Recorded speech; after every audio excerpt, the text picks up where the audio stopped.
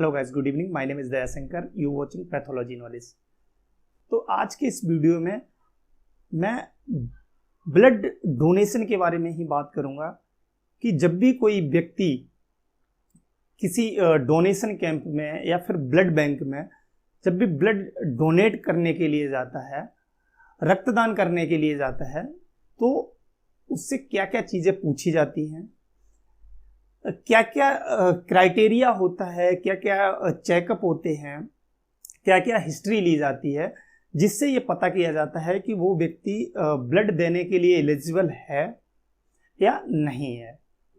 क्योंकि कई बार हम देखते हैं कि जब हमारा कोई रिलेटिव या फिर कोई हमारा अपना परिवार का व्यक्ति हॉस्पिटल में एडमिट होता है और उसको ब्लड की ज़रूरत पड़ती है, तो हम घर से कई सारे लोगों को बोलते हैं, कई जो हमारे रिलेटिव होते हैं, दोस्त यार होते हैं, उनसे बोलते हैं कि यार ब्लड की ज़रूरत है, ऐसे हमारा कोई खास है।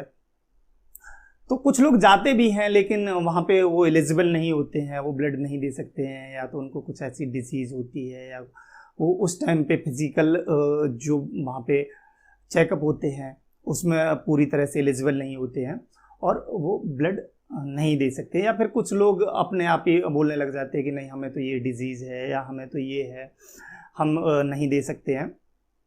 तो आज के इस वीडियो में मैं वो सारी कन्फ्यूज़न दूर करूँगा, वो सारी चीज़ें आपको बताऊँगा जो वहाँ पे ली जाती हैं। जब ब्लड लिया जाता है तो क्या क्या चीज़ें पूछी जाती हैं, क्या क्या चेकअप किए जाते हैं।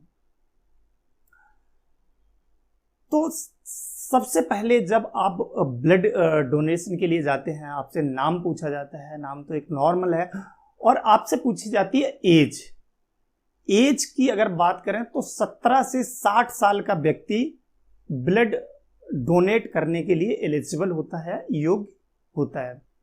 यानी 17 साल से कम एज का व्यक्ति ब्लड डोनेट नहीं कर सकता और 60 साल से ज़्यादा का व्यक्ति ब्लड डोनेट नहीं कर सकता है। वैसे इसको सामान्य देखा जाए तो 18 से 50 साल माना जाता है, लेकिन 17 से 60 साल का व्यक्ति ब्लड डोनेट कर सकता है अगर वो पूरी तरह से स्वस्थ है। तो दूसरा, वेट और हाइट।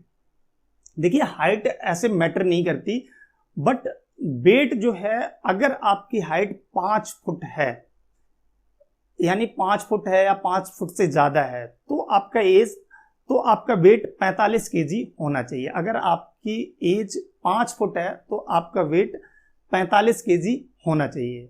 इसी तरह आपका वेट अगर 5 फुट 1 इंच है तो आपका वेट 1 केजी बढ़ जाएगा। आपका वेट 46 केजी होना चाहिए, यानी 46 केजी होना चाहिए। अगर आपकी 5 फुट 2 इंच है तो मिनिमम आपका वेट है वो 47 केजी होने चाहिए। और इस तरह आपका 1 इंच पे 1 केजी वेट बढ़ जाता है, यानी मिनिमम आपका जो वेट है 45 केजी होना चाहिए जब भी आप ब्लड डोनेट कर सकते हैं, अगर आपकी हाइट 5 फुट है तो। वहीं अगर किसी का हाइट कम है और उसका वेट 55 केजी से ज़्यादा है तो भी वो ब्लड डोनेट कर सकता है। उसके लिए कोई हाइट मैटर नहीं करती है अगर वेट 55 केजी से ज़्यादा है। अब दूसरा, ब्लड डोनेशन ड्यूरेशन पूछते हैं वो, यानी आपने लास्ट 3 महीने में कोई भी ब्लड नहीं दिया होना चाहिए। 3 महीने में सिर्फ आप एक बार ही ब्लड डोनेट कर सकते हैं। और उसके बाद आपका वो हीमोग्लोबिन चेकअप करते हैं। हीमोग्लोबिन आपका 12 से 12.5 ग्राम मिनिमम होना चाहिए जब भी आप इसके लिए एलिजिबल हैं, अदरवाइज आपका ब्लड नहीं दिया जाएगा। आपका ब्लड प्रेशर चेक करते हैं। ब्लड प्रेशर आपका नॉर्मल होना चाहिए वैसे तो, लेकिन इसमें आपका थोड़ा बढ़ा हुआ चल जाता है। जैसे कि इसमें जो ब्लड डोनेशन के लिए ब्लड प्रेशर है वो सिस्टोलिक 100 से 200 mmHg होना चाहिए, और जो डिस्टोलिक, जो नीचे का ब्लड प्रेशर होता है, वो आपका 50 से लेके 100 तक होना चाहिए, तभी आप ब्लड डोनेट कर सकते हैं। अगर आपका 50 से कम है तो आप नहीं कर सकते, 100 से ज़्यादा है अगर आपका डिस्टोलिक तो भी आप ब्लड डोनेट नहीं कर सकते हैं। इसी तरह आपका सिस्टोलिक अगर 200 से ज़्यादा है या 100 से कम है तो आप ब्लड डोनेट नहीं कर सकते हैं। फिर आता है आपका हार्ट रेट। आपका जो हार्ट रेट है वो नॉर्मल होनी चाहिए। 50 से 100 प्रति मिनट आपकी जो हार्ट रेट है वो होनी चाहिए। अगर 50 से कम है या 100 से ज़्यादा है तो आप ब्लड डोनेशन नहीं कर सकते हैं, ब्लड डोनेट नहीं कर सकते। फिर आता है आपका बॉडी टेम्परेचर। बॉडी टेम्परेचर यानी आपको फीवर नहीं होना चाहिए, आपका नॉर्मल बॉडी टेम्परेचर होना चाहिए 98 से 98.6 फ़ारेनहाइट आपका ब्लड टेम्परेचर होना चाहिए। 98.6 से ज़्यादा नहीं होना चाहिए। अगर आपको फीवर है तो वो ब्लड नहीं लेंगे, आपको लौटा दिया जाएगा। अब बात करते हैं कि वो क्या क्या हिस्ट्री लेंगे। देखिए, हिस्ट्री के तौर पे वो आपसे पूछेंगे कि हाल में आपको कोई वैक्सीनेशन तो नहीं लगी। अगर आपको कोई वैक्सीनेशन लगी है, जैसे कॉलरा है, टाइफाइड है, टिटनेस है, इन्फ्लुएंजा है, काली खांसी है, ऐसी कोई भी अगर आपको हाल में वैक्सीन लगी है तो आप 1 हफ्ते तक ब्लड डोनेट नहीं कर सकते हैं। 1 हफ्ते के बाद आप पूरी तरह से एलिजिबल हैं, आप ब्लड डोनेट कर सकते हैं। ऐसे ही अगर आपको जैसे वैक्सीन लगी है चेचिक या फिर रेबीज की, यानी आपको किसी कुत्ते ने काट लिया हो हाल में और आपको रेबीज की वैक्सीन लगी है, रेबीज के टीके लगे हैं, तो उसके बाद आप 3 हफ्ते के बाद ब्लड डोनेट कर सकते हैं। उससे पहले आप ब्लड डोनेट नहीं कर सकते। या आपको कोई एंटी सीरम वैक्सीन लगी है, जैसे एंटी ATS जो सीरम वैक्सीन होती है, ऐसे कई तरह की जो सीरम वैक्सीन होती हैं, वो अगर आपको कोई लगी है तो उसको भी लगने के 4 हफ्ते के बाद आप ब्लड डोनेट कर सकते हैं। 4 हफ्ते से पहले आप कोई भी ब्लड डोनेट नहीं कर सकते हैं।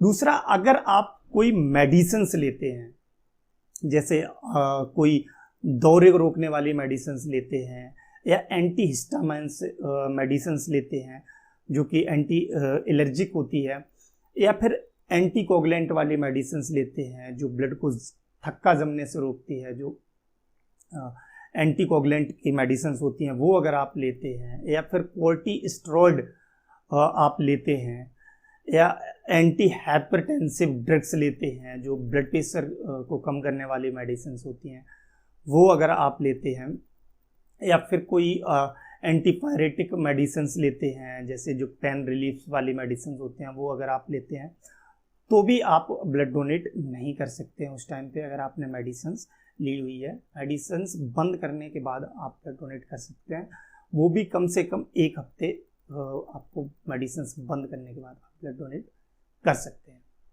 अब कुछ डिजीज़ हैं, अगर उनमें से आप किसी भी डिजीज़ के शिकार हैं तो आप ब्लड डोनेट कर सकते या नहीं कर सकते, वो जानेंगे। अगर आपको कोई कठिन एलर्जी है, यानी बहुत ज़्यादा एलर्जी है, या बहुत ज़्यादा अस्थमा की शिकायत है, पल्मोनरी एम्बोलिज्म है, या मिर्गी आती है, या हेपाटाइटिस है, एम्फेसीमा है, या फिर HIV जैसी बीमारी है, तो आप स्थायी रूप से योग्य नहीं है, यानी आप पूरी तरह से ब्लड डोनेट नहीं कर सकते, कभी भी ब्लड डोनेट नहीं कर सकते हैं। अगर आपको चिकन पॉक्स हुआ है, मम्प्स की बीमारी है, तो आप 3 हफ्ते के बाद ब्लड डोनेट कर सकते हैं। अगर आपको टाइफाइड हुआ है तो आप 6 हफ्ते के बाद ब्लड डोनेट कर सकते हैं। खसरा, डिप्थीरिया या फिर किसी लेडीज़ को गर्भपात हुआ है तो वो 3 महीने के बाद ब्लड डोनेट कर सकते हैं। 3 महीने तक कोई ब्लड डोनेट नहीं कर सकते। टिटनेस, मलेरिया ठीक होने के 6 महीने बाद ब्लड डोनेट कर सकते हैं। गनेरिया या TB, ट्यूबरकुलोसिस की शिकायत है, तो आप 2 साल बाद ब्लड डोनेट कर सकते हैं ठीक होने के बाद। अगर पीलिया हुआ है तो आप 4 साल बाद आप ब्लड डोनेट कर पाएंगे, 4 साल तक ब्लड डोनेट नहीं कर सकते हैं। मधुमेह की शिकायत है, यानी आपका ब्लड शुगर लेवल बढ़ा हुआ है, आप डायबिटिक हैं, तो आप डायबिटीज़ अगर आपकी कंट्रोल में है तो आप ब्लड डोनेट कर सकते हैं, डायबिटीज़ कंट्रोल में नहीं है तो आप ब्लड डोनेट नहीं कर सकते हैं। सिरोसिस और सिफिलिस की बीमारी अगर किसी को है तो वो अगर पूरी तरह से उससे सही हो चुका है, कोई मेडिसिन वगैरह नहीं लेता है, तो ब्लड डोनेट कर सकते हैं। अगर कोई मेडिसिन वगैरह लेते हैं सिरोसिस और सिफिलिस की, तो आप ब्लड डोनेट नहीं कर सकते हैं। तो ये कुछ बीमारियां थी, ये कुछ क्राइटेरिया थे। अगर आप इनके अंदर आते हैं तो आप मत जाइएगा कहीं पे भी ब्लड डोनेट करने के लिए, आप नहीं कर सकते हैं। अगर आप इनसे बाहर हैं, इनके अंदर नहीं आते हैं, तो आप ब्लड डोनेट कर सकते हैं। और ब्लड डोनेट करने में कोई प्रॉब्लम नहीं होती है, आप जाके कर सकते हैं। कुछ लोगों की मानसिकता होती है कि शायद ब्लड डोनेट करने से ब्लड कम हो जाएगा, ऐसा कुछ नहीं होता है। आप हर 3 महीने में ब्लड डोनेट कर सकते हैं, आपको कोई प्रॉब्लम नहीं होगी। ऊपर से आपको कई सारे फायदे होंगे, क्योंकि ब्लड डोनेट करने से आपकी जो स्किन है वो ग्लो करती है, नए आरबीसीज बनते हैं, नए सेल्स बनते हैं। क्योंकि जो पुराने सेल्स होते हैं वो 120 दिन के बाद उनको ऑटोमेटिक ही खत्म हो जाना है।